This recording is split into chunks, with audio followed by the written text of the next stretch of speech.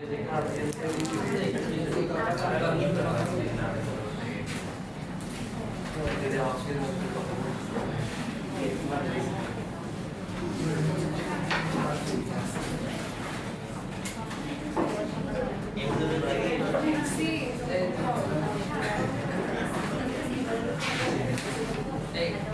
Topic but তিনটা নাম।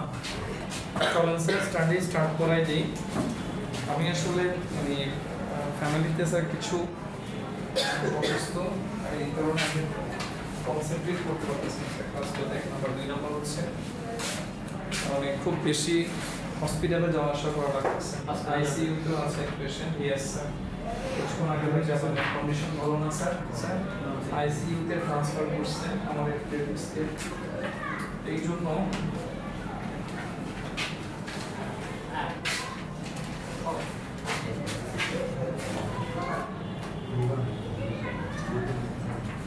লিখে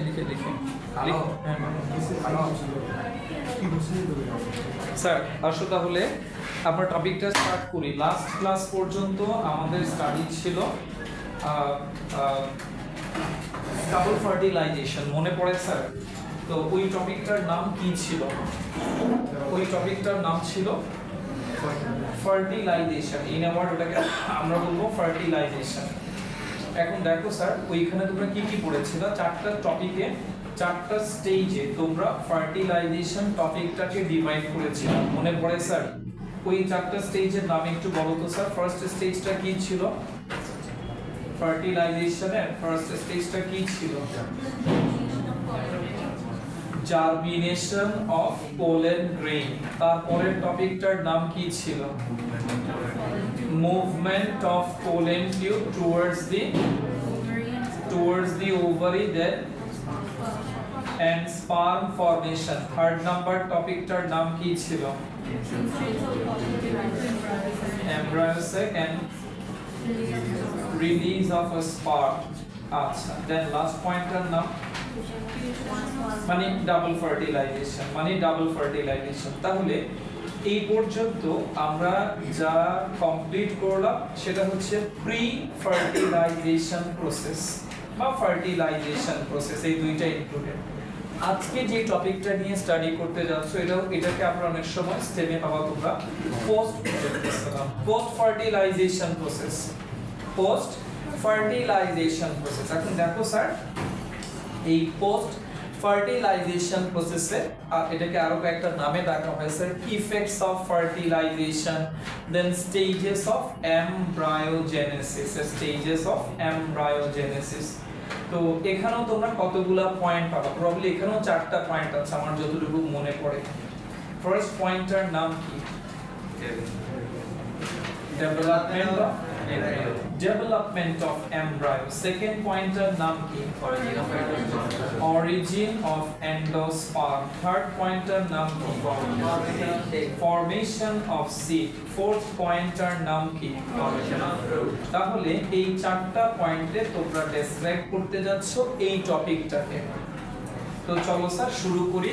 প্রথমে আসো, এই যে পুরো ব্যাপারটা ফার্টিলাইজেশন হলো, আমরা লাস্ট ক্লাসে দেখেছিলাম যে একটু বোর্ডে তাকাতে হবে সবাইকে।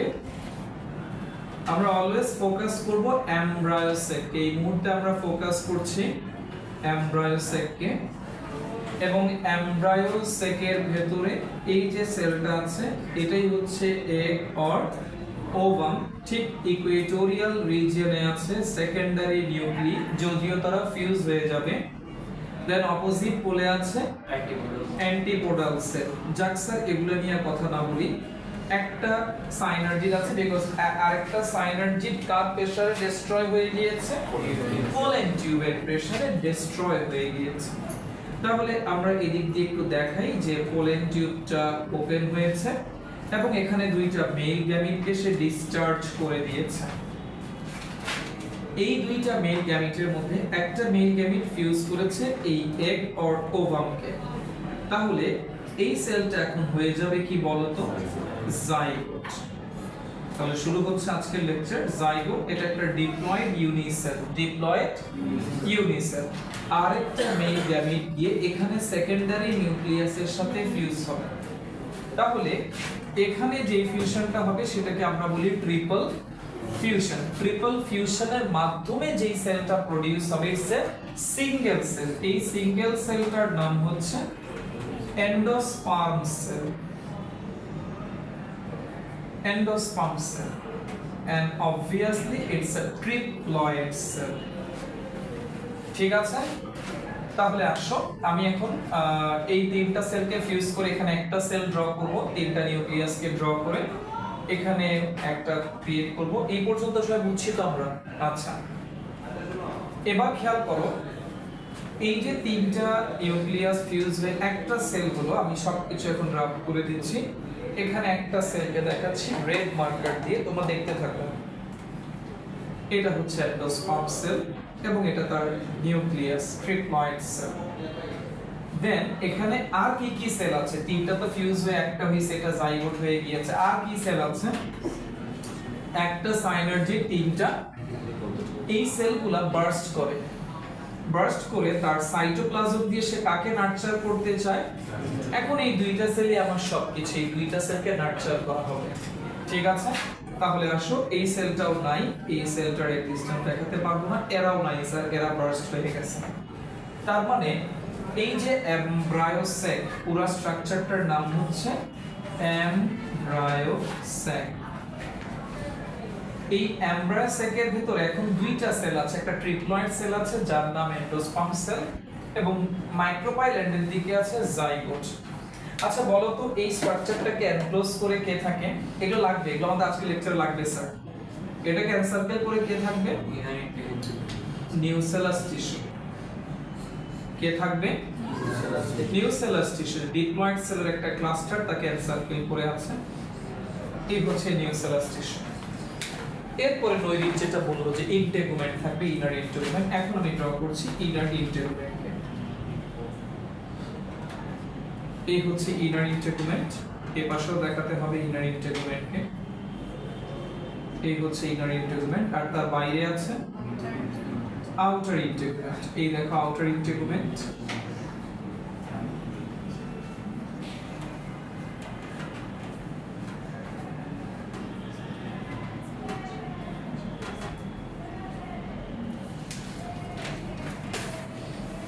এই হচ্ছে একটা ওভারভিউ।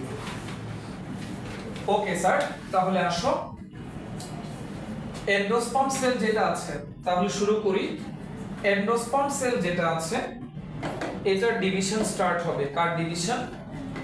এন্ডোস্পার্ম সেলের ডিভিশন স্টার্ট হবে। স্যার দেখো, পুরো বোর্ডে তাকাও। এন্ডোস্পার্ম সেল ডিভাইড করবে মাইটোটিক্যালি, মাইটোসিস হবে এবং তোমরা দেখতে থাকবা যে এই জায়গাটা ফুল, এই যে এন্ডোস্পার্ম সেলটা মাইটোটিক্যালি ডিভাইড করে এমব্রায়ো স্যাকের ভেতরে আপার সাইডের যে জায়গাটা আছে সেটা ট্রিপ্লয়েড সেল দিয়ে ফিল আপ করে ফেলবে। এভাবে করে পুরো জায়গাটা ফিল আপ করে ফেলবে। এই যে ট্রিপ্লয়েড সেলের তুমি ক্লাস্টার দেখতে পাচ্ছ, এখন তুমি পুরো ক্লাস্টারকে বলবা এন্ডোস্পার্ম টিস্যু অথবা in a word endosperm. Endosperm and obviously এটা ট্রিপ্লয়েড, যেহেতু মাইটোসিস করেছে। স্টার্টিং যে মাদার সেলটা ছিল সেখানে 3 এর নাম্বার অফ সেল ছিল, এন্ড দ্যাটস ওয়াই আদার যতগুলা ডটার সেল আসছে ওই মাদার সেলটা থেকে সবগুলাই কি হবে? ট্রিপ্লয়েড সেল হবে। তো ঠিক আছে, এন্ডোস্পার্ম সেল দিয়ে মোটামুটি আপার রিজিয়নটা ফিল আপ হয়ে আছে এখন পর্যন্ত আর কি। এখন নিচের যে সেলটা আছে জাইগোট, সে তো বসে থাকবে না, সেও তো ডিভাইড করবে, তাই না স্যার? তাহলে আসো জাইগোটটা ডিভাইড করলো। একটু তাকাও বোর্ডে, সবাই বোর্ডে তাকাও, সবাই বোর্ডে তাকাও। জাইগোটটা ডিভাইড করবে আড়াআড়ি ভাবে, ট্রান্সভার্সলি ডিভাইড করে দুইটা সেল হয়ে যাবে।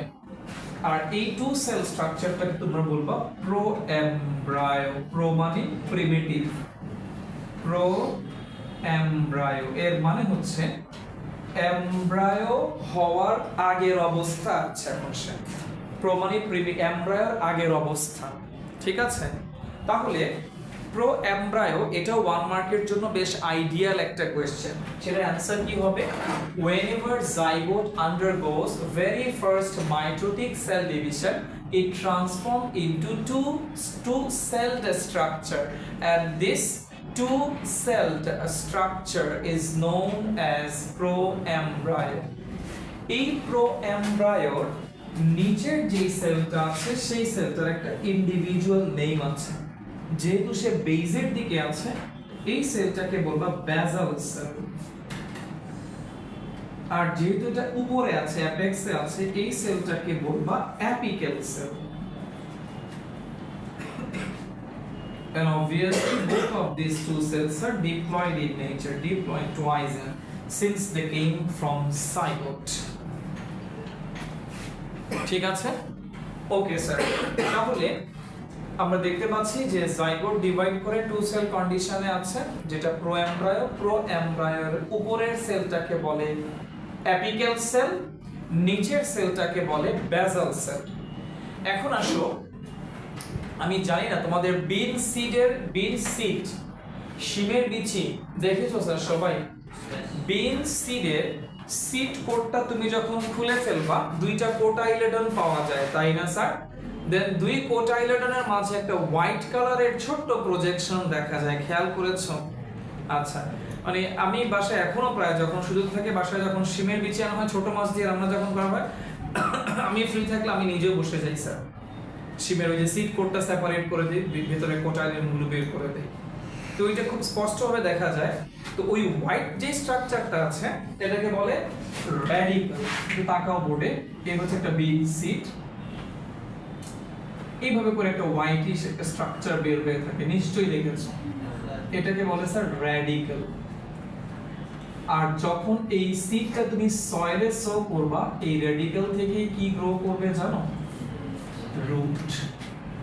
তাহলে র্যাডিক্যাল থেকে যদি রুট গ্রো করে, where is the plumule?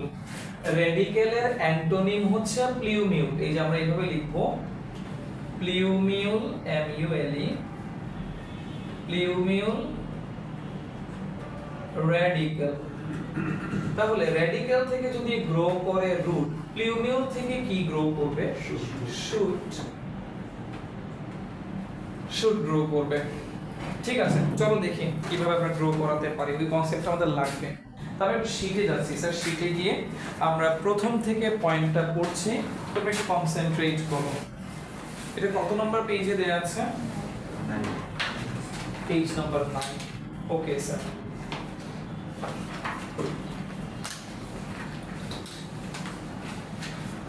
আমি সিরিয়ালি পড়ছি, তোমরা মিলিয়ে নাও আমার সাথে সাথে। টপিক নাম্বার 2 এর আমরা 7 নাম্বার টপিকে আছি, ইফেক্টস অফ ফার্টিলাইজেশন, অথবা এটাকে আমরা বলবো post fertilization process. Formation of fruit from ovary. ফার্টিলাইজেশনের পরে ওভারি কিসে ট্রান্সফর্ম হবে? ফ্রুটে। আর ওভারির ভেতরে থাকা যতগুলো ওভিউল আছে, each and every ovule will turn into a single seed. তাহলে ovule to seed, ovary to fruit, এটা ভুল করিও না স্যার, এটা সবসময় মনে রাখতে হবে।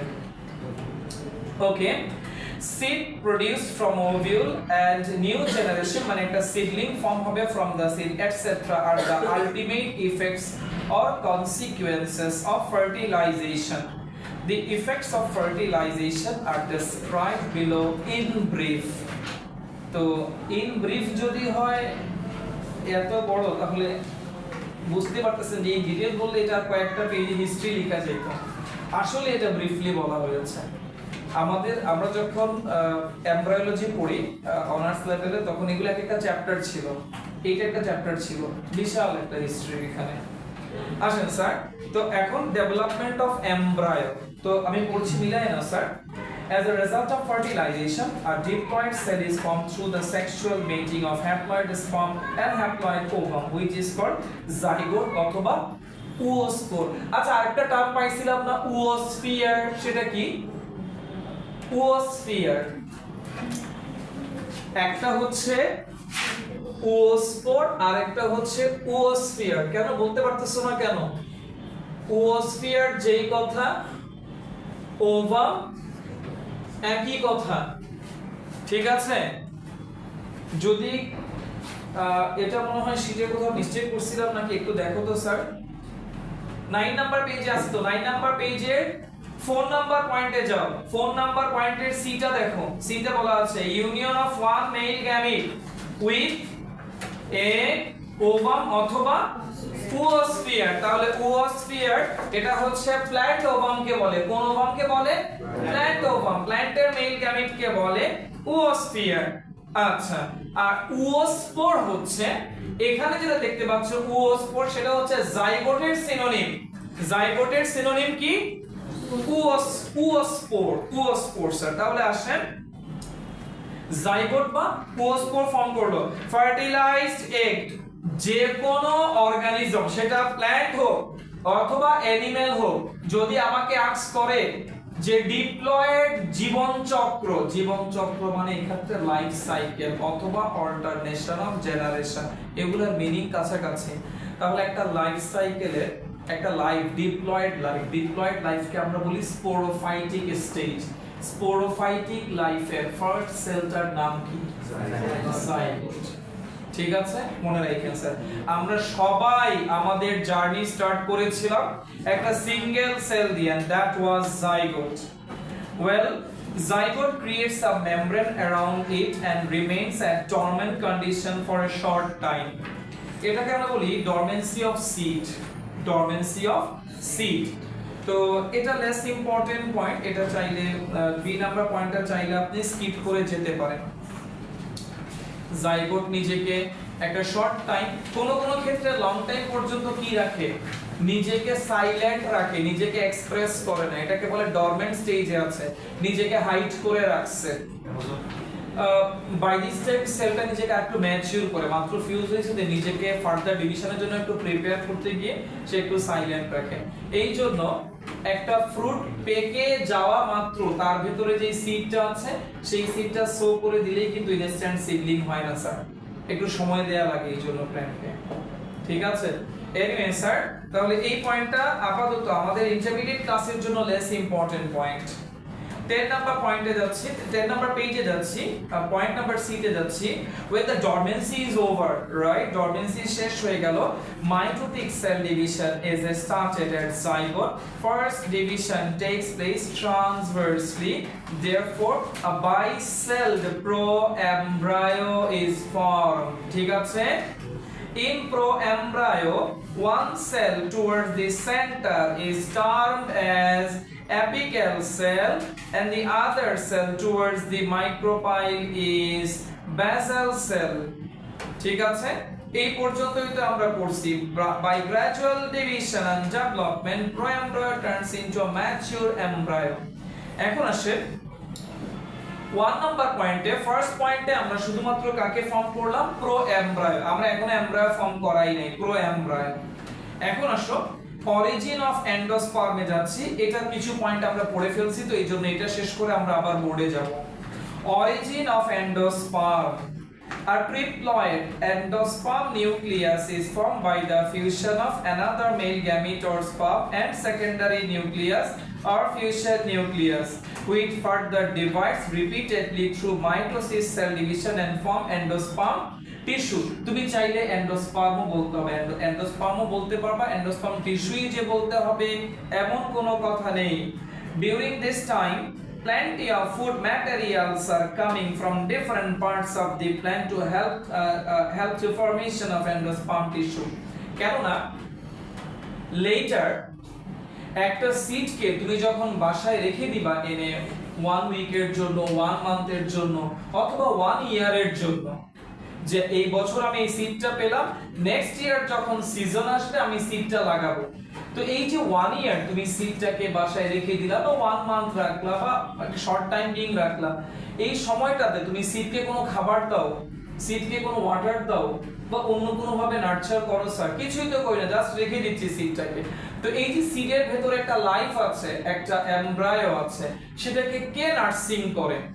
অ্যানসার হচ্ছে এই এন্ডোস্পার্ম। তো এই জন্য এন্ডোস্পার্মকে আগে কি করা লাগবে? নারিশ করা লাগবে। এই জন্য প্ল্যান্টের ডিফারেন্ট পার্ট থেকে দামি ফুড ম্যাটেরিয়ালগুলো, ভালো ফুড ম্যাটেরিয়ালগুলো এসে কোথায় জমা হয়? এন্ডোস্পার্মে জমা হয়। ঠিক আছে, লাইনটা আরেকবার পড়ো। During this time plenty of food materials are coming from different part of the plants help to form endosperm tissue. Endosperm tissue deposit gather plenty of starch জমা করে রাখে, লিপিড জমা করে রাখে, প্রোটিন জমা করে রাখে কোথায়? In the embryo sac. কেন না এন্ডোস্পার্ম টিস্যুটা কার ভেতরে? এমব্রায়ো স্যাকের ভেতরে। সামনে যাচ্ছি, বোর্ডে তাকাও স্যার। এবার আসো আমরা আবার এই বিন সিডটাতে চলে আসি। বিন সিডের এই যে হোয়াইটিশ একটা প্রজেকশন তোমরা দেখতে পাও after removing seed core, that is called radicle. তো আমি এখন এই রেডিকেল ফর্মেশনটা নিয়ে আগে বলবো, তারপরে স্যার এইখানে যাব, প্লিউমিউলে যাব। তো চলো আগে রেডিকেলটা বুঝাই। এখানে এই যে নিউসেলাস টিস্যু এটা কিন্তু আস্তে আস্তে কনজিউম হওয়া স্টার্ট হইছে, কেননা এই নিউসেলাস টিস্যু কিন্তু কি ফর্মেশনে পার্টিসিপেট করে? Endosperm formation. তার মানে এখানে কিছু সেল আস্তে আস্তে কমে গেছে। কি একটা এই যে এন্ডোস্পার্ম নিউসেলাস টিস্যুর যে থিকনেসটা দেখতে পাচ্ছ, এই থিকনেস আর থাকবে না, এটা অনেকটাই কি হয়ে আসবে? কনজিউম হয়ে আসবে, ন্যারো হয়ে আসবে। বাই দিস টাইম তাকাও স্যার বোর্ডে, যেটা অ্যাপিক্যাল সেল সেই মুহূর্তে সাইলেন্ট। আমরা ডিসকাস করছি কাকে নিয়ে? বেসাল সেলকে নিয়ে। দেখো স্যার বেসাল সেল মাইটোটিক্যালি ডিভাইড করা স্টার্ট করছে। একটা থেকে কয়টা হইছে? দুইটা। এভাবে করে কন্টিনিউয়াস ডিভাইড করে কোন জায়গায় চলে যাচ্ছে সে? যেখানে নিউসেলাস এই মুহূর্তে আছে। আসলে তো থাকে না, বাই দিস টাইম নিউসেলাস আস্তে আস্তে কি হতে থাকে? কনজিউম হতে থাকে। তখন এখানে একটা স্পেস পায়, সেই স্পেসটা কে দখল করে ফেলে? বেসাল সেল ডিভাইড করে যে স্ট্রাকচারটা ক্রিয়েট করে। ডিয়ার স্টুডেন্ট, বেসাল সেলে যতক্ষণ পর্যন্ত মাইটোসিস চলতে থাকে এই কন্ডিশনটাকে আমরা বলি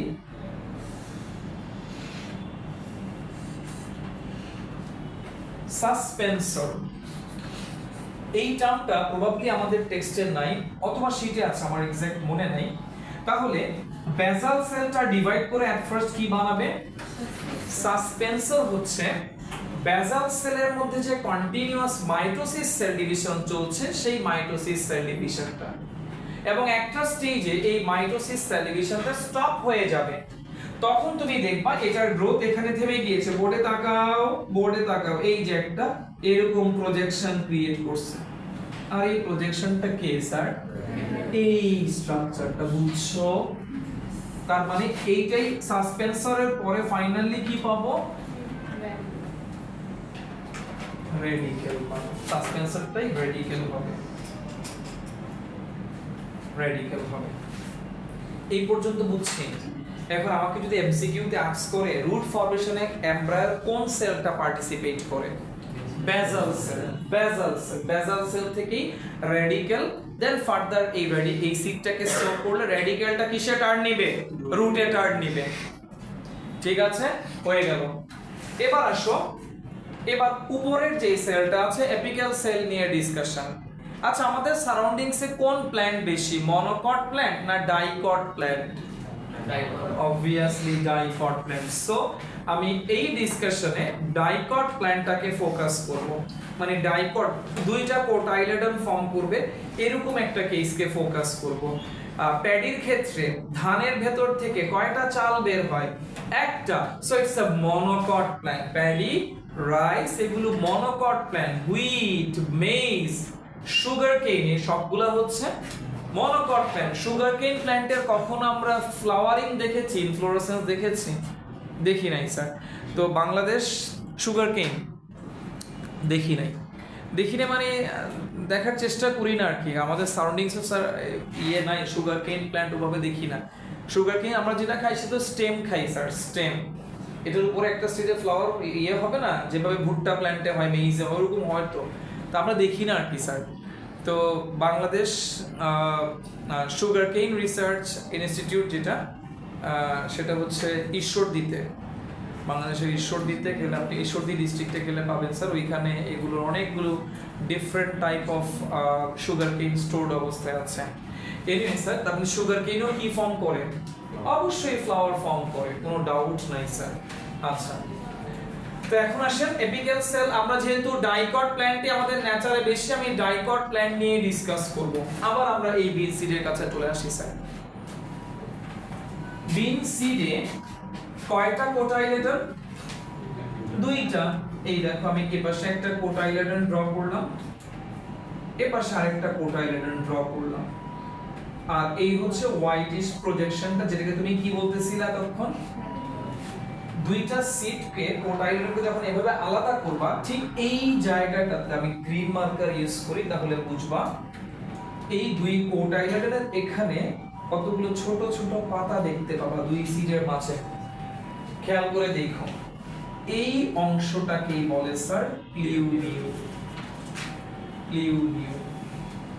যখন এই সিটটাকে সয়েলে দিয়ে দিবা, দেখো এটা সয়েল সারফেস, এটা কি হয়ে যাবে? রুট হয়ে যাবে। দেন এইটা ইলংগেট করবে, ইলংগেট করে এগুলো কি হয়ে যাবে? পাতা হয়ে যাবে। এপাশে একটা কোটাইলেডন পড়ে থাকবে, এপাশে একটা কোটাইলেডন পড়ে থাকবে। মিষ্টি কুমড়ার সিড দেখো নাই স্যার? তুমি একটু দেখো না কেন স্যার? দুঃখ লাগে স্যার মিষ্টি কুমড়াটা হ্যাঁ, মিষ্টি কুমড়ার ক্ষেত্রে দুইটা কোটাইলেডন দুই পাশে সরে যায়। যে কোনো ডাইকট প্ল্যান্টের গ্রোথ ডেভেলপমেন্ট সেম, দুইটা কোটাইলেডন দুই দিকে সরে যাবে, তাদের মাঝখানে যে কি ছিল প্লিউমিউ ছিল, সেটা কি হয়ে যাবে? স্টেম হয়ে উপরের দিকে চলে যাবে। তার মানে এটা কি ডেভেলপ করবে? শুট। একটা প্ল্যান্টের যেই পার্ট আন্ডারগ্রাউন্ডে থাকে তাকে বলে রুট, সয়েলের অ্যাবাবের পুরো পার্টটাকে বলে শুট। স্টেম একটা শুট, লিফ একটা শুট, ফ্লাওয়ারকে বলে মডিফাইড শুট। ঠিক আছে? তো এই সব মানে সয়েলের ভাবে যে পাশে পুরোটাই শুট। তো এই শুট কোথা থেকে ডেভেলপ করলো? প্লিউমিউ থেকে ডেভেলপ করলো। তাহলে প্লিউমিউ থেকে ফার্দার, প্লিউমিউ থাকবে সিডের ভেতরে, সিড যখন সো করবা সেই প্লিউমিউ থেকে ডেভেলপ করবে কি? শুট। শুট মানে স্টেম, শুট মানে লিফ, শুট মানে ফ্লাওয়ার। ঠিক আছে? এই পর্যন্ত আগে বুঝো। দুইটা কোটাই, জি স্যার বলেন। সাসপেন্সর হচ্ছে যখন বেসাল সেল ডেভেলপমেন্ট মানে মাইটোটিক সেল ডিভিশন যতক্ষণ থাকবে ততক্ষণ সাসপেন্সর, যখন মাইটোসিস সেল ডিভিশন স্টপ হয়ে যাবে তখন সে রেডিক্যাল। ক্লিয়ার হয়েছে? 9-10 এর টেক্সটে ছিল সাসপেন্সর নিয়ে কথাটা। চ্যালেঞ্জ দিচ্ছি, ছিল চ্যালেঞ্জ দিচ্ছি, ছিল নাই চ্যাপ্টার 12 এ ছিল। চাইলে কেউ চ্যালেঞ্জ রাখতে পারো এই মুহূর্তে 2000 টাকা এখানে রাখো, তুমি রাখো, আমিও রাখবো, বই দেখাচ্ছে তোমাকে। চ্যাপ্টার 11 ছিল, হ্যাঁ রিপ্রোডাকশন আর কি।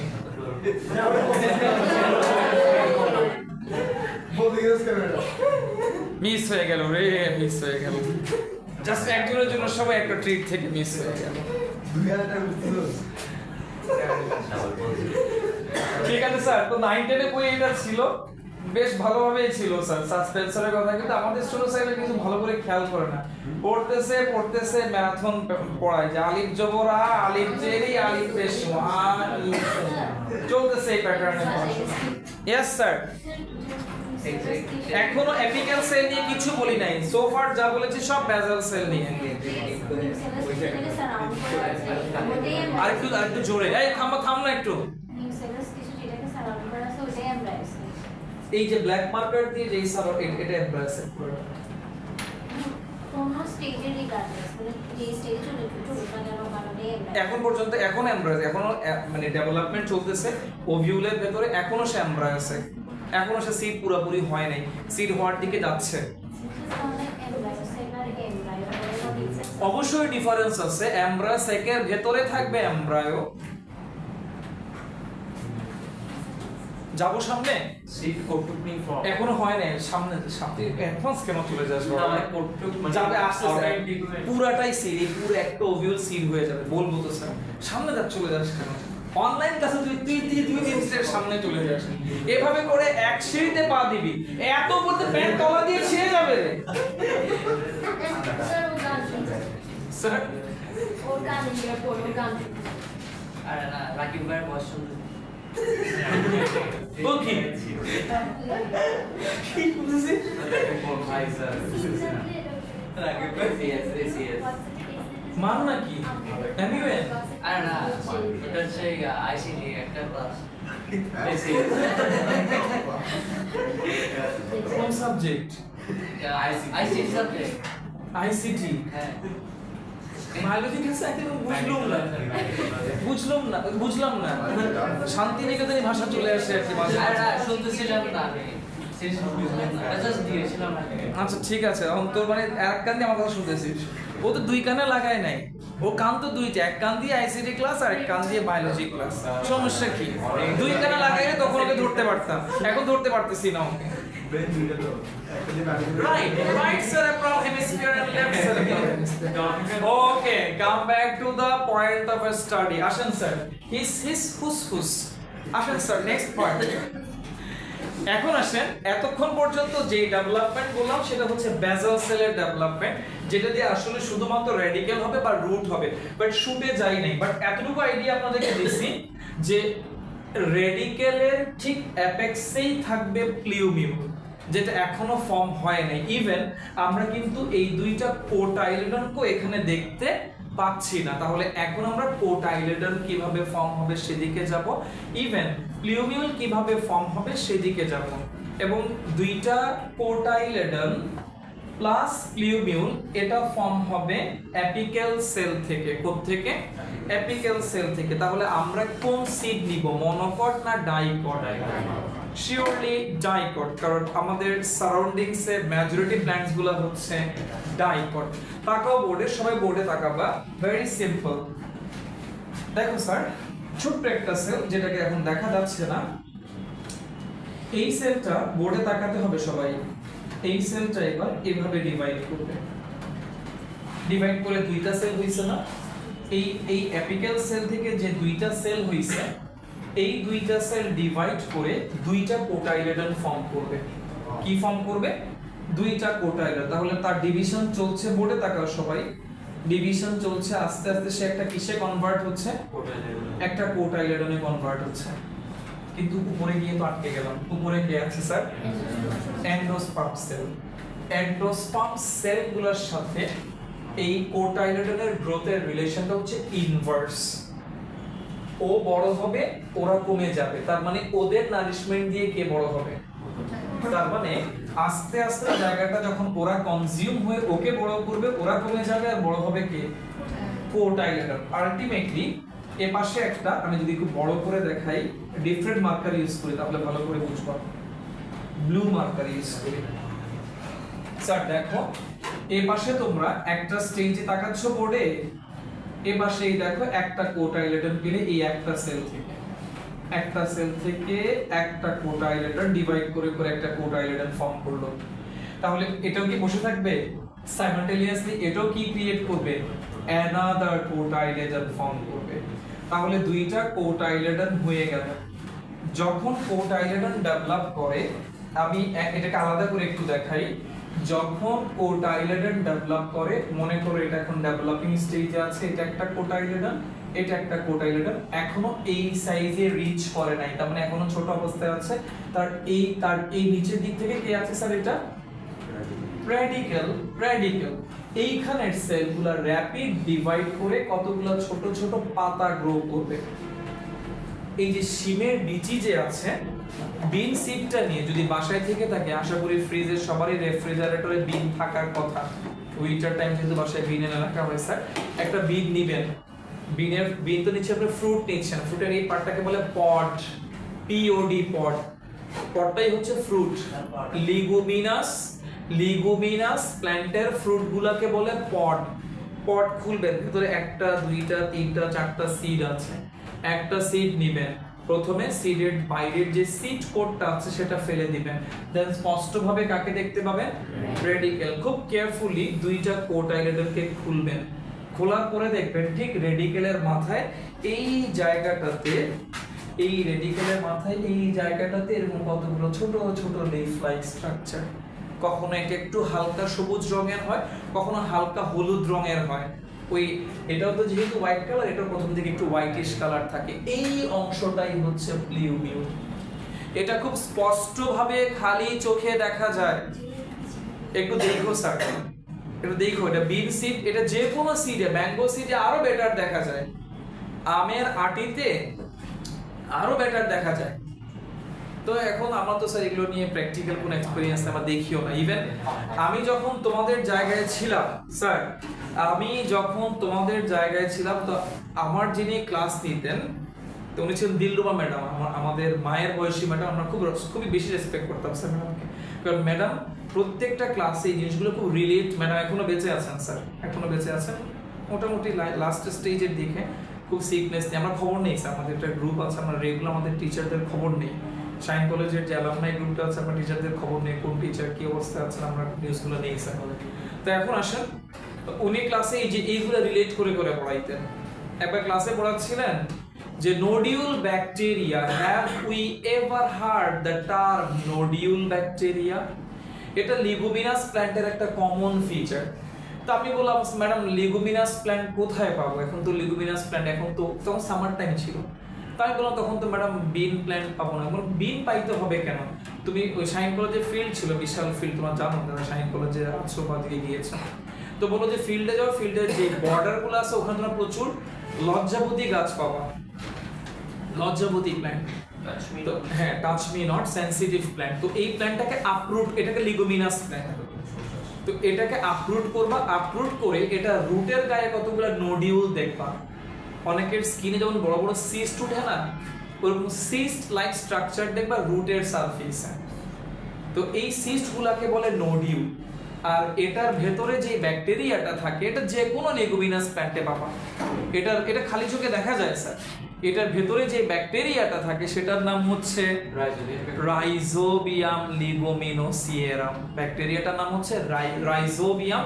রাইজোবিয়াম জানলে হবে, রাইজোবিয়াম লিগুমিনোসিয়েরাম। এই ব্যাকটেরিয়ার কাজ হচ্ছে ডিরেক্ট এনভায়রনমেন্ট থেকে নাইট্রোজেন ক্যাচ করে নাইট্রেটে কনভার্ট করে দেয়া। 100% নাইট্রেট কে পাবে? ওই প্ল্যান্টটা, যে প্ল্যান্টটার মধ্যে কে আছে, ব্যাকটেরিয়াটা আছে। এই জন্য লিগুমিনাস প্ল্যান্টগুলো কি বানায়? নাইট্রোজেন দিয়ে কি কোন খাবার হবে? Protein, chips, potato chips. আসেন স্যার, মাথার মধ্যে আলু ঢুকতে ঢুকতে শেষ মাথা। সব কিছুর মধ্যে পটেটো, সব তরকারিতে কোনটা যায় স্যার? যে কোনো কিছুতে আলু। এই অবস্থা আমাদের স্যার, চিপসের মতো এটা। আগে আলুটা শেষ করে দুটো থেকে নিচটা দিয়ে আমাকে। আচ্ছা, তাহলে লিগুমিনাস প্ল্যান্ট থেকে পাওয়া যাবে নাইট্রোজেন, নাইট্রোজেন থেকে হবে প্রোটিন। এই জন্য যত ডাল জাতীয়, ডাল মানে পালস, না ডাল মানে আছে, আরো আছে স্যার, ছেলেরা যারা বুঝে তারা বুঝে গেছে। ইয়েস স্যার, বুঝলে বুঝ পাতা, না হইলে তেজপাতা। আসেন স্যার, কথা শুনতে। তো এখন এই যতগুলো পালস ইল্ডিং প্ল্যান্ট আছে এরা সবাই লিগুমিনাস প্ল্যান্ট। আর ওখান থেকে কি পাওয়া যায়? প্রোটিন পাওয়া যায়। ডালে প্রোটিন আছে না স্যার? প্রোটিন পাওয়া যাচ্ছে বিকজ অফ দিস, যে ওই প্ল্যান্টগুলো প্রচুর নাইট্রোজেন অ্যাবজর্ব করে ব্যাকটেরিয়া থাকার কারণে। এখন শোনো, হ্যাঁ এবার বল, তোর কোশ্চেন বল। পাতাটা কেমনে ফর্ম হয়? এই পাতাটা ফর্ম হবে এইখানে বেজের দিকের যে সেলগুলো আছে, এখানের সেলগুলো ডিভাইড করে আস্তে আস্তে ছোট্ট একটা লিফ লাইক স্ট্রাকচার ফর্ম করবে। এখানের সেলগুলো, এখানে সবগুলো সেল এখনো মেরিস্টেমেটিক সেল। ওইখানের সেলগুলো থেকে এই প্লিউমিউলটা ডেভেলপ করবে। তো তুমি যখন এই সিডটাকে সো করে দিবা, দিকে তাকাও, এটা রুট হয়ে যাবে। দেন দুইটা কোটাইলেটন দুই পাশে পড়ে যাবে, মাঝখানের এই প্লিউমিউলটা কি হবে? সোজা উপরের দিকে উঠে যাবে, এটা ফর্ম করবে স্টেম। আর এখান থেকে এগুলো কি গ্রো করবে? লিফ গ্রো করবে। ঠিক আছে, আসেন তো স্যার পড়ে দেখি। গরম লাগতেছে, একটু ফ্যানটা ছেড়ে দিব নাকি? লাগবে কারো ফ্যান? অফ করতে বললে কিন্তু অফ করতে বললে। নেক্সট আসো। 5টার সময় ক্লাস নিতে আসছে, দিকে জানলা সবগুলো এখানে খুলে এসি বন্ধ করে রেখে দিচ্ছে। এসি লাগিয়েছি কেন? আর সবগুলা মশার ঢুকে, মশা কেমন খাচ্ছে। এর মধ্যে দেখবো অনেকগুলো মশা আছে। জানলা কেন খুলে? মশা এমন ডিসলাইক করি স্যার এই মশার মধ্যে থাকা। না ওরা নাকি তুমি ঠান্ডা লাগতেছে না, এরকম ইয়া লাগতেছে না, এসি বাতাস খাইতে পারতেছে না। তো তোমাদের জন্য তো এসি নিচ্ছি, কেন খাবো না? খাইতে হবে স্যার, গরমে বর্ষায় খাইতে হবে। You have to. মুক্তি নাই। রুফাইদা একটা মোটামুটি মাথা খারাপ করে ফেলছিল স্যার সেই এসিটা লাগাইছে এটা কি চলে এটা কি প্লাস্টিকের এসি রাশিয়ার কতগুলো সোয়েটার রাশিয়ান বটসওয়ানা ওইগুলো থেকে নিয়ে আসো সুইডেন সময় সুইডেনে বসে থাকবো আসো sir formation of seed very very important full concentration শীটে দাও আমার কথায় দাও দুষ্টুমি থেকে সরে আসো ও মা আবার কি A number point, after fertilization, a lot of changes occur in the ovule and gradually it turns into a seed. Apical cell of proembryo divides continuously and form plumule. Plumule মানে সেখান থেকে কি আসবে? শুট আসবে and cotyledon আসবে apical cell থেকে, তাই না? তাই তো দেখলাম আমরা এতক্ষণ। And basal cell of proembryo form radicle. এখন রেডিকেল কিভাবে আসছে দেখো, basal মানে basal cell থেকে ফর্ম হবে at first suspensor, arrow sign দিয়ে দেয়া হইছে না, সাসপেন্সর থেকে কি ফর্ম হবে? রেডিকেল ফর্ম হবে।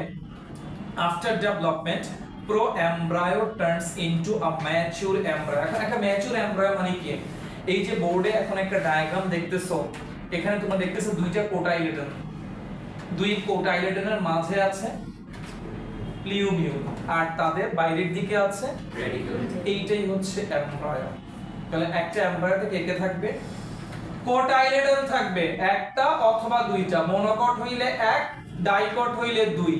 এছাড়াও থাকবে প্লিউমিউল এন্ড রেডিকেল। আসো sir, after development proembryo turns into a mature embryo. Radicle, cotyledon and plumule are lying in an embryo. Understood? See number point. At the same time, endosperm also form during the development of embryo. New cells provide nourishment to the embryo. যখন একটা embryo develop করছিল, new সেলাস তাকে খাবার দিচ্ছিল, তারা নিজেরা ধ্বংস হয়ে নিজেরা আস্তে আস্তে কমে যাচ্ছিল। Therefore, in maximum cases, new cells becomes consumed. New cells use হয়ে যায়। In some cases, it stays as one layer called perisperm. খুব কম ক্ষেত্রে তোমরা দেখবা এটাকে কি হিসেবে দেখা যাচ্ছে? সিডের সিড কোটের ভেতরে। সিড কোটটা কেমনে হবে? Very good. Outer and inner integument merge together and create a single layer outside the embryo, which is called seed coat. একটু পরে এই যে পেজ নাম্বার 11 এ গেলে একটা চার্ট পাবা, এখানে দেয়া আছে সব। ফার্টিলাইজেশনের আগে কি ছিল, ফার্টিলাইজেশনের পরে কি হইছে। এই সিটগুলোতে সিট কোড থাকে না। এক্সাম্পল, ফর এক্সাম্পল ম্যাঙ্গোতে তো সিট কোড কি বলবো, ম্যাঙ্গো হার্ট, যেটা ম্যাঙ্গো হার্ট যেই শেলটা সেটাই সিড কোট। ওটার ভিতরে কোটাইলেডন আছে, ওটার ভিতরে ম্যাঙ্গো তো স্যার একদম খুব ভালোভাবে আমরা দেখছি। আমের আটি যেটা বাইরে শক্ত যে কোটটা, এটাই তার সিড কোট। সিড কোটটা অবশ্যই থাকবে স্যার, সিড কোট থাকবে। আসেন স্যার, তাহলে আসেন, কোন কোন ক্ষেত্রে আপনি কোটাইলেডনের বাইরে একটা পাতলা লেয়ার পাবেন, ওটার নাম পেরিস্পার্ম। ওটা কার অংশ? নিউসেলাস কখনো কখনো থেকে যায়, বুঝতে পারছেন? তখন সে হয়ে যায় পেরিস্পার্ম। আচ্ছা, if endosperm is consumed by embryo, আমাদের ক্ষেত্রে কিন্তু এন্ডোস্পার্ম ইউজ হয়ে গেছে, এমব্রায়ো তৈরি করার সময় এন্ডোস্পার্ম ইউজ হয়ে গেছে না, এখানে কি আপনি এন্ডোস্পার্মকে পাচ্ছেন? So it will be non এন্ডোস্পার্মিক seed. ঠিক আছে স্যার।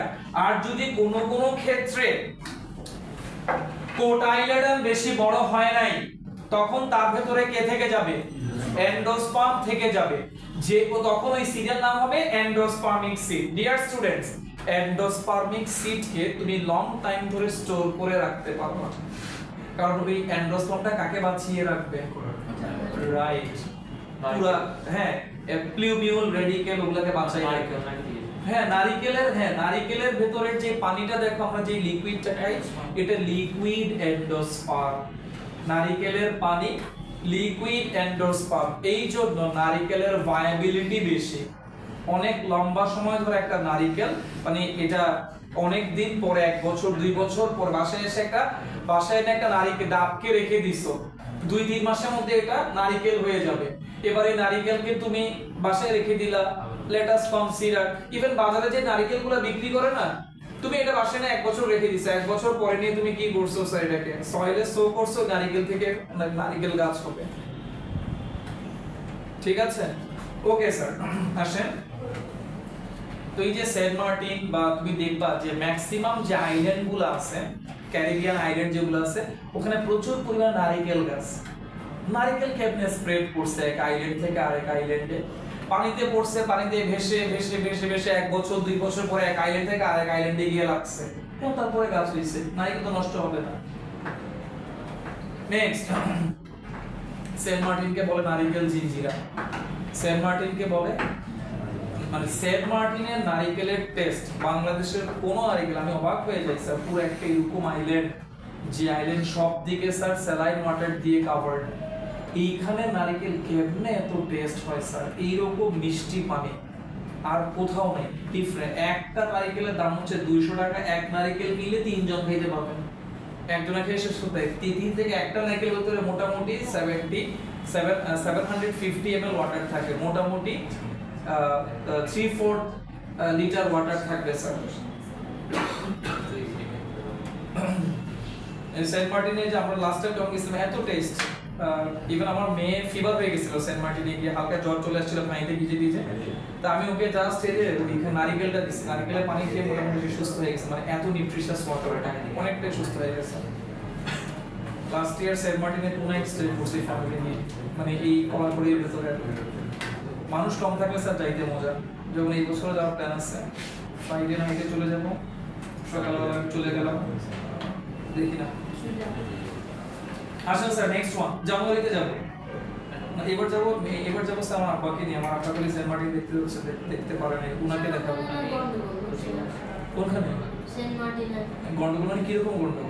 আমি জানি না, আমার বাবা বলছে, আমি লাস্ট ইয়ার যখন গেছি তখনও পাশেই তো স্যার মংডু, আরাকানের মংডু রাজ্যটা, ঠুস ঠুস করে ওখানে বোম ফুটতেছে, ওখানে সারাক্ষণ মারতেছে, তো ওখানে আমাদের টেনশন নেই, ওটা ওদের এখানে মারতেছে। ইভেন আমি যেটা গেছি একটা ভয়ঙ্কর ব্যাপার করছে, আমি শেয়ার করছিলাম অনেকের সাথে এটা, আমি তো স্যার পুরো আইল্যান্ডটা পুরো ঘুরে দেখি, বাচ্চা কাচ্চারা হাঁটতে পারে না বলে মাঝে মাঝে ওইখানে ইয়ে নেওয়া লাগে, বোট নেওয়া লাগে এখান থেকে সামনে যাওয়ার জন্য, বা ভেতরে গাড়ি আছে ছোট ছোট, ওগুলো ওই যে অটো কি বলে টমটম যেগুলো, ওগুলোতে করে চলতে হয়। তো আমি জাস্ট যেখানে শিপটা নামে সেখান থেকে হেঁটে জাস্ট হাফ এন আওয়ার মতো হেঁটে ওই সাইডে গেছি, মানে যেদিকে বার্মা পার্টটা, বার্মা পার্ট প্লাস শাহপুরি দ্বীপের পার্ট। শাহপুরি দ্বীপ হচ্ছে কি বাংলাদেশের ল্যান্ডের লাস্ট পার্ট, টেকনাফের। তো ওইখানে গেছি, দেখি যে একটা লাশ, পেছনে হাত বাঁধা, মোটা রশি দিয়ে হাত বাঁধা, পা বাঁধা, হাত বাঁধা, পা বাঁধা, চৌকো বাঁধা স্যার কাপড় দিয়ে, শরীরে কোনো আঘাতের চিহ্ন নাই স্যার, হয়তো শীত থেকে মানে কারোর সাথে শত্রুতা ছিল। এটা বাংলাদেশের মানুষের লাশ স্যার, জিন্সের প্যান্ট পরা, তারপরে হালকা সবুজ রঙের একটা শার্ট পরা, গেঞ্জি টি শার্ট পরা। তো ওইখানে আসছে তো স্যার, লাস্টে ভাসতে ভাসতে আসছে এখানে, এটা পচে গেছে, পচে ফুলে গেছে স্যার বেলুনের মতো। তো ওইখানে হঠাৎ করে দেখি মানুষ চিল্লাচিল্লি শুরু করছে, সবাই বিশেষ করে ফিমেল যারা ছিল তো দেখে ভয় পেয়ে গেছে, বাজে গন্ধ স্যার, লাশ পচে গেলে খুব বাজে গন্ধ, মারাত্মক গন্ধ, সবাই সরে গেছে। আমার কাছে বাচ্চারা ছিল, আমার ছেলে মেয়ে দুটোই ছিল আমার সাথে, আমি ওদেরকে এটা দেখাই, আমি তাড়াতাড়ি স্যার জায়গাটা লিভ করছি, আমি একটু সামনে গিয়ে দেখছিলাম স্যার, ভয়ঙ্কর অবস্থা। মানে টেকনাফের দিকের মানুষগুলো স্যার মোটেই ভালো না স্যার, সামান্য একটু শত্রুতামির জের ধরে ওই মানুষটা, পরে বিকালবেলায় পেপারও আসছে, লাশটা পাওয়া গেছে, ইভেন নিউজও আসছে টিভিতে, যে অজ্ঞাতের পার্সনের লাশ পাওয়া গেছে। বাট ওইখানে ওর বডিতে কোনো আঘাতের চিহ্ন নাই, জাস্ট হাত পাটা বেঁধে পানির মধ্যে ফেলে দিয়েছে, শেষ। মানে ওইখানে মানুষের শত্রুতামি, সামান্য একটু শত্রুতামি থেকে নাকি ওইখানে। পরে আমি ওখানে টেকনাফ ওই সেন্ট মার্টিন অনেকের সাথে কথা বলছি, ওরা বললেন না এটা বার্মাইয়ার লাশ না, এটা সাগরের দিক থেকে আসছে, হয়তো কোনো শত্রুতামি ছিল, মেরে ফেলে দিয়ে চলে গেছে, শেষ। বার্মাইয়ার লাশ তো গুলি করে মারবে, বার্মাইয়া কিভাবে মারবে, মানুষকে তো হাত পা বেঁধে ফেলা দরকার কি, আর বার্মাইয়া মানুষের ফেসে দেখে তুলে যাবে, বাংলাদেশের মানুষের লাশ। আসেন স্যার, তো মানে বুঝো কি ভয়ঙ্কর অবস্থা স্যার, আমরা মানে টেকনাফের দিকে মানুষদের কি পরিমাণ হিংস্র চিন্তা করতে পারবো না, ভয়ঙ্কর হিংস্র স্যার। স্বাভাবিক একটু জমি জমা বা শত্রুতার জের ধরে একজন একজনকে এই প্যাটার্নে মেরে ফেলে। নেক্সট ওয়ান আসো স্যার, তো এটা আমি আমার বাচ্চাদেরকে দেখতে দিইনি, আমার খুব তাড়াতাড়ি জায়গাটা লিফট করছে। আর যে বাজে স্মেল কেউ নিতে পারতেছে না স্যার, বাজে, খুব বাজে স্মেল স্যার। লাশ পানিতে পচে গেলে যে গন্ধটা একদম পাড়ে এসে ভিড়ছে, তো লাশটা একদম ভয়ঙ্কর অবস্থা। আবার এই পানিতে এতক্ষণ ধরে মানুষ গোসল করতেছিল, করতেছিল। প্রথমত বুঝে না, প্রথমত কি ধুলের মতো কি একটা ভেসে আসতেছে। তো কাছে যখন আসছে, গন্ধ যখন শুরু হয়েছে, তখন মানুষ বুঝে গেছে সবাই যে যার মতো মুহূর্তের মধ্যে, মানে মনে হচ্ছে যে পাখির মতো সবাই সব দিকে ছিটকে পড়ে গেছে, ছড়ে গেছে সবাই, মানে ওয়াটার থেকে উঠে ল্যান্ডে চলে আসছে। সেন্ট মার্টিনের ওয়াটার কিন্তু খুবই ক্লিন ওয়াটার, একদম পুরাতন মালদ্বীপের ফ্লেভার পাবে এখানে। মানুষ নাই তো, একদম স্পষ্ট দেখা যায় কালারফুল ফিশগুলো যে পানির মধ্যে আছে, স্পষ্ট দেখা যায়।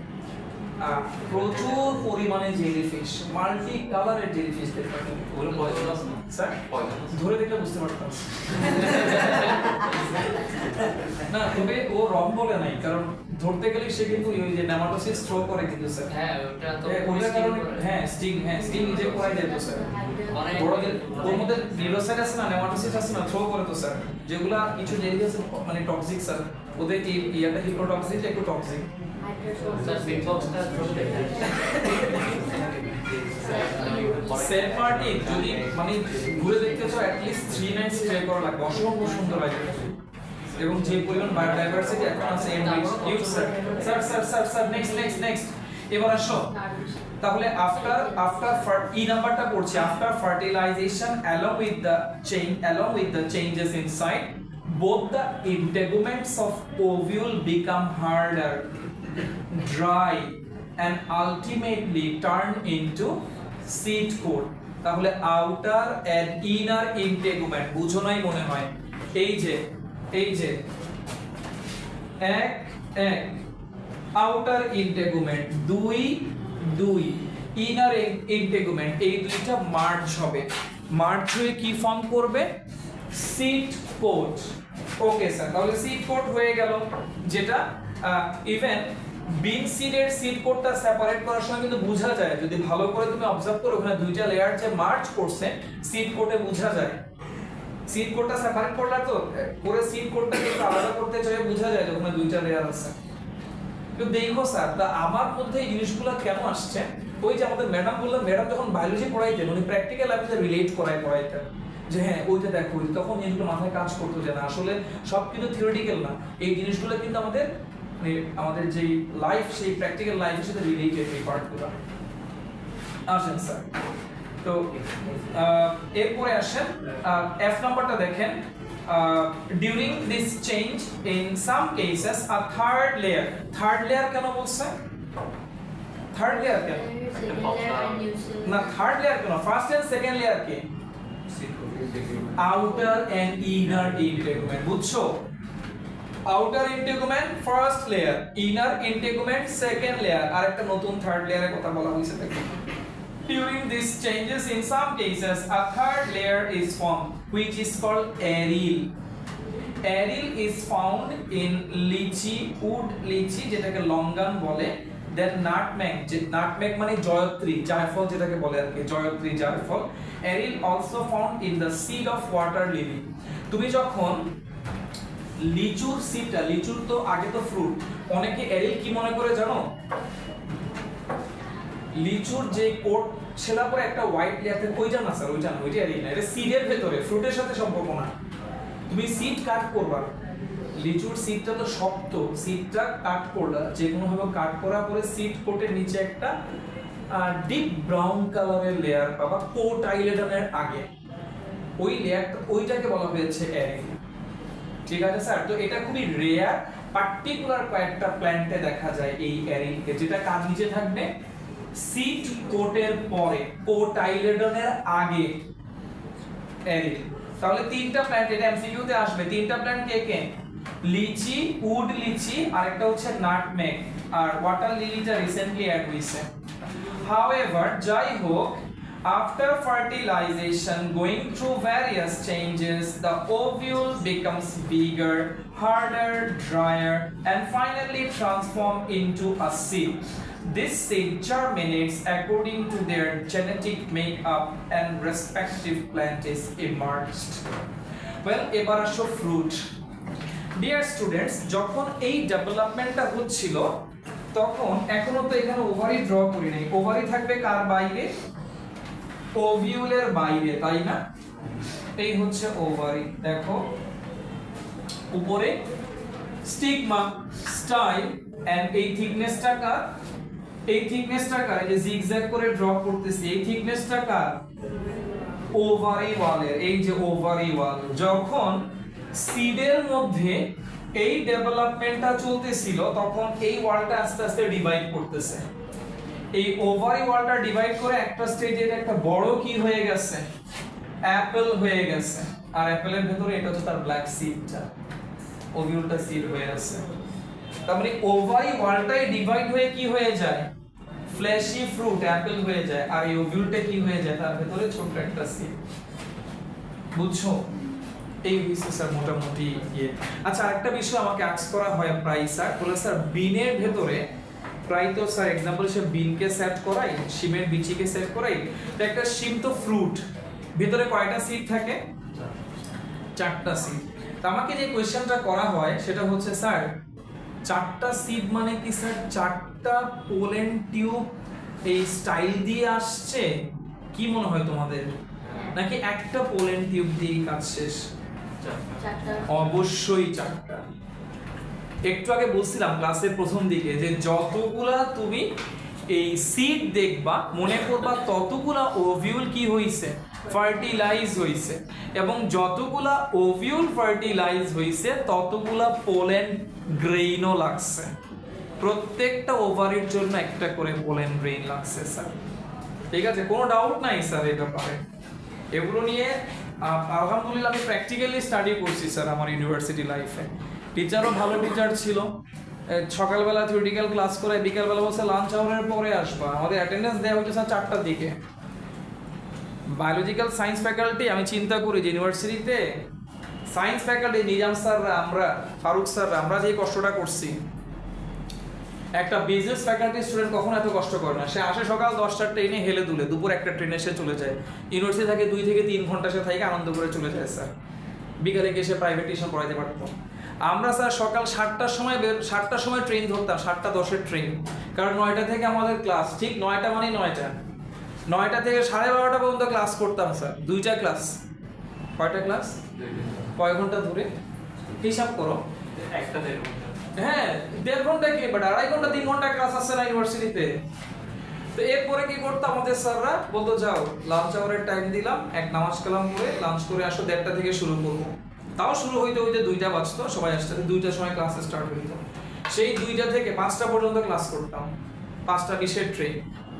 লাস্ট আওয়ারে আইসা যে টিচার ক্লাস দিতেন, অ্যাটেন্ডেন্স দিতেন লাস্ট আওয়ারে আইসা রোল কল করতেন, মানে 4:50-এর দিকে। তো ওই সময় আমি অবশ্য থাকতে পারতাম না স্যার, কারণ আমাকে তো স্যার আমার লাইভলিহুড মেনটেন করা লাগতো। আমি বিকেলে প্রচুর টিউশন করতাম, প্রচুর কোচিং সেন্টারে আমি ক্লাস দিতাম। তা আমি স্যার ওই থিওরিটিক্যাল ক্লাস করে হয়তো কোনদিন চলে আসছি। আর ওখানে স্যার ফাঁকি দেওয়ার কোনো সুযোগ নেই, কারণ ওখানে অ্যাটেন্ডেন্সে 50 মার্ক, 50 2 ক্রেডিট, 25 মার্কে 1 ক্রেডিট, 50 মার্কস অ্যাটেন্ডেন্স। এইগুলো অন্য আরেকটা ক্যালকুলেশন ইউনিভার্সিটি থেকে। তো ইউনিভার্সিটিতে কেউ ক্লাস মিস দিত না স্যার, বাট এখন আমার তো উপায় নাই স্যার, আমাকে ওখান থেকে চলে আসতে হইতো। তো এখন যাই হোক স্যার, মাঝে মাঝে যখন ক্লাসগুলো করতাম মানে দেখতাম যে প্রতি মুহূর্তে শিখতেছি খালি, কারণ স্যারদের ইচ্ছা ছিল শেখানো। আর এত বেশি বায়োলজিতে আমাদের ফ্যাকাল্টিতে, বোটানি জুলজি ফ্যাকাল্টিতে, আমার ডিপার্টমেন্ট বোটানি ছিল, বাট বোটানিতে নন মেজর ছিল zoology. First year second year 2 বছর আগে জুলজি পড়তে হয়েছে। ইভেন যারা জুলজিতে পড়বে তাদেরকেও ফার্স্ট ইয়ার সেকেন্ড ইয়ার, মানে যারা বোটানি পড়বে তারা জুলজি পড়তে হবে নন মেজর হিসেবে, যারা জুলজি পড়বে তাদেরকে নন বোটানি পড়তে হবে স্যার, এটা কম্পালসরি পড়তেই হবে স্যার। এই জন্য মানে বায়োলজি মানে বোটানি অ্যান্ড জুলজি শিখতে পারছি। আমাদের সিএসসির এক স্টুডেন্ট আমাদের এখনো আমার স্টুডেন্ট আমার ডিপার্টমেন্টে আছে, জেনেমেসি বোটানি ডিপার্টমেন্টে আছে, জুলজিতে আছে আমার স্টুডেন্ট আছে, সিজিবিসি স্টুডেন্ট আছে। তো পাবলিক ইউনিভার্সিটিতে চান্স পাওয়া কঠিন, সময় আসলে বুঝবে। একটা সিটের পেছনে 60 থেকে 62 জন স্টুডেন্ট ফাইট করে, ওদেরকে হারাইয়া তুমি একটা সিট নিবা। স্যার এখনো কি বর্ধিত করে? স্যার এখনো কি বর্ধিত করে? মানে এখন কি এরকম আছে কি না, নাকি মানে আপনি যেভাবে প্রেসক্রাইব করছেন যে পাবলিক ইউনিভার্সিটি প্রেস্টিজ, এখনো কি ওটা মেইনটেইন করছে? No doubt. টিচার্স ফ্যাকাল্টি বাজে হয়ে গেছে, এটা স্বীকার করি। টিচার্স ফ্যাকাল্টি আগের মতো না, ফ্যাকাল্টিটা নষ্ট হয়ে গেছে। বাট এত বেশি শেখ হাসিনার আমলে এত বেশি পলিটিক্যাল নিয়োগ হয়েছে স্যার, ইউনিভার্সিটি মোটামুটি ধ্বংস। ইভেন বিএমপি এর সময় যে খুব ভালো হয়েছে তা না, ওই সময় স্যার পলিটিক্যাল নিয়োগ হয়েছে, যোগ্যতা দিয়ে টিচার নেওয়া হয় নাই স্যার, যোগ্যতা সম্পূর্ণ টিচার নেওয়া হয় নাই। একদম তো বাট আমরা লাকি ছিলাম, আমরা যেই টিচারগুলোকে পাইছিলাম ওরাই ছিল ইউনিভার্সিটির লাস্ট, মানে ওনাদের এজ ছিল অলমোস্ট 60-65। তো যেহেতু অনেক প্রবীণ টিচার, অনেক বেশি অ্যাডাল্ট টিচার, ওদের কাছ থেকে প্রতি মুহূর্তে বাবার বয়সী টিচারের সময় আমাদেরকে পড়াইছে স্যার। টিচার ক্লাসে এসে বলতো, দেখো তোমাদের এইজের থেকে 4 টাইম বেশি আমার এইজ, সো যা কিছু করবা ভদ্রতা মেনটেন করে করবা। একদিন এরকম হচ্ছে, একজনের জন্য স্যার ক্লাস থেকে বের হয়ে চলে গেছে, বলছে তুমি ওকে ধরো, ও যা করছে ও আমার সবার সামনে আমাকে সরি বলতে হবে, আদারওয়াইজ তোমাদের ক্লাস আমি আর নিব না। ওরা সবাই মিলে আমরা ওকে ধরে ধরে বলছি স্যারকে সরি বল, পা ধরে মাফটা, তারপরে যাক একটা ইনসিডেন্ট ছিল। তারপরে স্যার নাহলে ক্লাস নেবেন না, ওনার ক্লাস মিস করে স্যার সব শেষ। ওরা সলিটারি বইলা বলে স্যারকে অনেক কষ্ট করে ক্লাসে আনাইছে। ইউনিভার্সিটি ক্লাসে অনেক প্যাটার্নে চলে, বাট হিউজ নলেজ রাখতো আমাদের সময় টিচাররা। লাস্টটা যেই যায় সব পলিটিক্যাল এখন